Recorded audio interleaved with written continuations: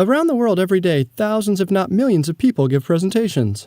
Some are great and have a powerful impact on their audiences. Others, well, let's just say they're works in progress. This is Powerful Presentations, simply stated. Meet Jim, an aspiring professional trying to make it in the world. Jim used to give presentations like just about everyone else he knew. PowerPoint was his tool of choice.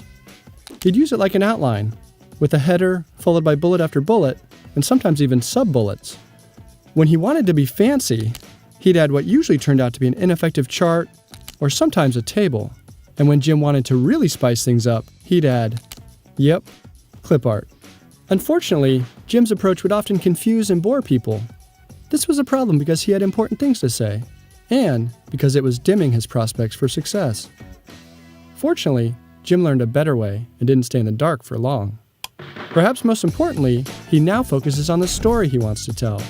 In doing so, he tries to follow a simple structure, with a clear beginning, middle, and end that links together his various points and builds to his conclusion. When formulating his story, Jim uses a simple pad of paper or sticky notes. Staying low-tech at this stage helps him think more creatively and stay outside the box. He then considers what will best help him tell his story. Jim sometimes opts to use a whiteboard, flip charts, handouts, or even no props at all. When it makes sense for him to use PowerPoint, he tries to remember the adage that sometimes less is more. He doesn't dumb down his presentations, but he does try to limit each slide to one key idea. Or, depending on the content, he sometimes builds an idea incrementally, so it's easy to follow. He always looks for visual ways to tell his story, with supporting images, minimal text, and clear charts and graphs.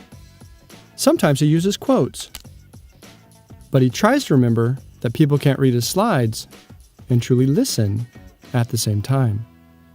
Jim still uses plenty of text to help him remember what he wants to say, but he hides it in his notes that only he sees.